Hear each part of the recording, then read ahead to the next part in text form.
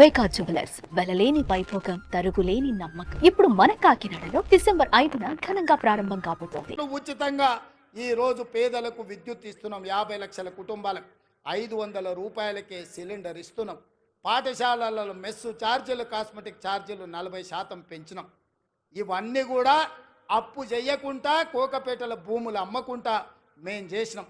ఇవే కాదు, సంవత్సరం మొత్తం 72 లక్షల కుటుంబాలకు, రైతు కుటుంబాలకు 54,000 కోట్ల రూపాయలు ఖర్చు పెడితే ఒక్క కల్వకుంట్ల చంద్రశేఖరరావు చేసిన 7 లక్షల కోట్ల రూపాయల అప్పుకు ఇప్పటి వరకు మా బట్టి విక్రమార్క గారు 60,000 కోట్ల రూపాయల మిత్తి కట్టిండు. మిత్రులారా, మన నెత్తి మీద గుదిబండ పెడితే ఆ గుదిబండకు 60,000 కోట్ల రూపాయలు అప్పు కట్టిండు.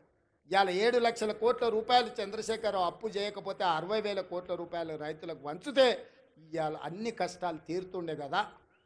ఇవాళ ఆయన అప్పుకు 60,000, ఆయన ఒక్క కుటుంబం చేసిన అప్పుకు 60,000 కోట్లు కడితే 70 లక్షల రైతు కుటుంబాలకు 54,000 కోట్లు ఇచ్చినాం. అంటే ఆయన దోపిడీ ఏ లెవెల్లో సాగిందో, ఆ దోపిడీకి ఈరోజు మేము ఎట్లా బలైపోతున్నామో, తెలంగాణ బడ్జెట్ ఎట్లా కేసీఆర్ దోపిడీకి బలైపోయిందో మీరు ఒక్కసారి ఆలోచన చేయండి. ఇవాళ అక్కడ నిరసన తెలిపిన రైతులు లాఠీ చార్జ్ గురించి మాట్లాడుతున్నారు. మల్లన్న సాగర్లో మల్లారెడ్డి అనే ఒక రైతు భూమి పోయిన రోజు కట్టెలు చితి పేర్చుకొని బతికుండగానే ఆ చితి మీద పండుకొని నిలువున తగలబెట్టుకున్న రైతు మల్లన్న సాగర్లా మల్లారెడ్డి అనే పేరుంది. హరీష్ రావు గారు రా అసెంబ్లీకి. ఆనాడు భూమి కోల్పోయిన మల్లారెడ్డి చితి పేర్చుకొని కాల్చుకున్నప్పుడు నీ కన్నీళ్ళు ఎక్కడికి పోయినాయి? నువ్వు ఆ కుటుంబాన్ని ఎంత ఆదుకున్నావో ఇవాళ మల్లారెడ్డి ఇంటికాడికి పోదామా అని నేను అడుగుతున్నా. ఇవాళ ఈ కపట ప్రేమ, ఈ ముసలి కన్నీళ్ళు మా పాలమూరు జిల్లా మీద చూపిస్తున్నావా?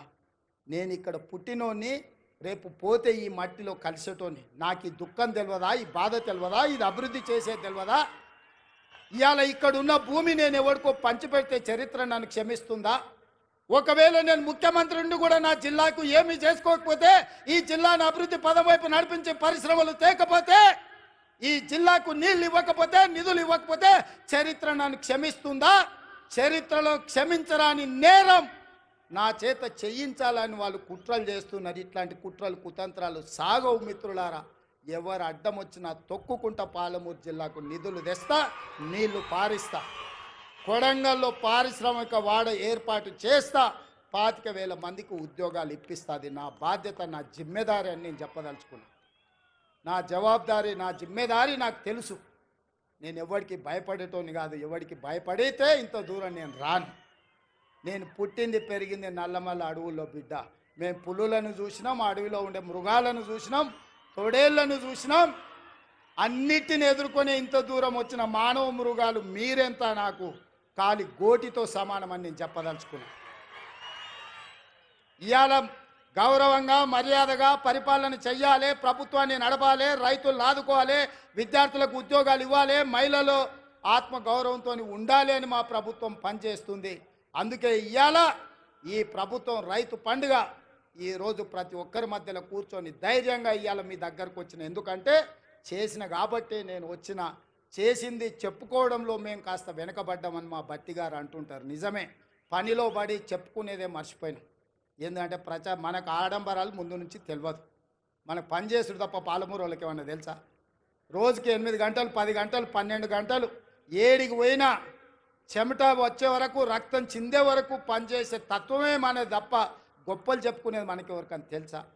నేను కూడా మీలో ఒకనే, మీలాంటోనే కష్టపడడం తప్ప నాకు గొప్పలు చెప్పుకునేది తెలుసా? అందుకే ఇవాళ ఈ సంవత్సరంలో నేను పనిలో పడితే వాళ్ళు అలసుగా తీసుకొని ఇవాళ అడ్డగోలుగా మాట్లాడుతున్నారు. ఇక నేను మాట్లాడను, మీరే మాట్లాడాలి, మీరే జవాబు చెప్పాలి. మీ రైతులే నా బ్రాండ్ అంబాసిడర్లు, మీరే పాలమూరు బిడ్డలకు మీరే బ్రాండ్ అంబాసిడర్లు. మీలో ఒక్కొక్క యువకుడు ఒక రేవంత్ రెడ్డి తెలంగాణ రాష్ట్రం నలుమూలల ప్రభుత్వం చేస్తున్న పనులను, పాలమూరులో జరుగుతున్న అభివృద్ధిని మీరే నలుదిక్కుల చాటాలి. మీరే నా బ్రాండ్ అంబాసిడర్లు. ఈ 5 ఏళ్ళు ఒక్క రోజు కానీ, ఒక్క గంట కానీ, ఒక నిమిషం వృధా చేయకుండా ఈ ప్రజల కోసం పనిచేయడమే నా బాధ్యత. ఆ పనిని నేను నెరవేర్స్తా. మన కష్టపడే తత్వం ఎక్కడికి పోయినా పోదు, అది మన రక్తంలో ఉంది. ఏడ ఉన్నా, అది దుబాయ్లో పోయినా, బొంబాయిలో పోయినా, అమెరికాకు పోయినా, పాలమూరు జిల్లా ప్రజలకు కష్టపడే లక్షణం ఉంది, చెమటగార్చే లక్షణం మనకుంది. నేను కూడా మీ వాడిని, మీ బిడ్డనే కష్టపడి పనిచేస్తున్నా. మీరందరూ ఆశీర్వదించండి, కుట్రలను కుతంత్రాలను తిప్పికొట్టండి. ఈ రైతు పండుగ దాదాపుగా 150 కేంద్రాలు పెట్టి వ్యవసాయం సాంకేతికంగా ఎంత అభివృద్ధి చెందిందో ఆశ్చర్యం గొలిపే విధంగా 3 రోజుల నుంచి మంత్రి తుమ్మల నాగేశ్వరరావు గారు సంబంధిత అధికారులు ఈరోజు ఈ కార్యక్రమాన్ని అంతా కూడా పాలమూరు జిల్లాకు తరలిొచ్చింది. ఇంతమంది ఈడికి వచ్చిండ్రు, ఇంత పెద్ద వ్యవస్థ ఈడికి వచ్చిందంటే మీరు ఆశీర్వదించకపోతే వస్తుండేనా? కేసీఆర్ ఉన్నప్పుడు ఎప్పుడన్నా వచ్చినాయా మనకి ఇట్లాంటి అవకాశాలు? ఎప్పుడన్నా వచ్చినాయా? ముఖ్యమంత్రిని దగ్గరికి వెళ్ళి మనం చూసినామా? అన్నా అని ఎప్పుడన్నా పిలిచిర్రా? ఎప్పుడన్నా రేవంత్ అన్న ఎట్లున్నావు అని అడిగే అవకాశం చంద్రశేఖరరావు ఇచ్చిండా? ఆయన ఎక్కడుండేనో ఎట్లుండేనో మనకు తెలియదు. ఇవాళ మనం ఉన్నాం కాబట్టే ఇవాళ మనం కలుసుకోగలిగినాం, ఈ పండుగ చేసుకోగలిగినాం. ఈ పండుగ వాతావరణం ఇది 10 కాలాల పాటు ఉండాలి, పాలమూరు పండాలి పసిడి పంటలతో. 20 లక్షల ఎకరాలు కనీసం జితేందర్ రెడ్డి గారు చెప్తున్నారు, కరెక్ట్ 2 ఏళ్ళు కష్టపడితే 20 లక్షల ఎకరాలకు నీళ్ళు ఇవ్వచ్చు అని. వారి మాటతో నేను ఏకీభవిస్తున్నా, నా బాధ్యత అది. వెనక్కి మళ్ళీ చూడని 20 లక్షల ఎకరాలకు పాలమూరు జిల్లాలో నీళ్లు పారించే వరకు గ్రీన్ ఛానల్లో నిధులు విడుదల చేయించి సాగునీటి పారుదల శాఖ మంత్రి, మీకు తెలుసు కదా ఉత్తమ్ కుమార్ రెడ్డి గారు, ఆయన ఏ ఊరు? సుమన్ టీవీలో మీ పర్సనల్ అండ్ బిజినెస్ ప్రమోషన్స్ కోసం కింది నెంబర్కి కాంటాక్ట్ చేయండి.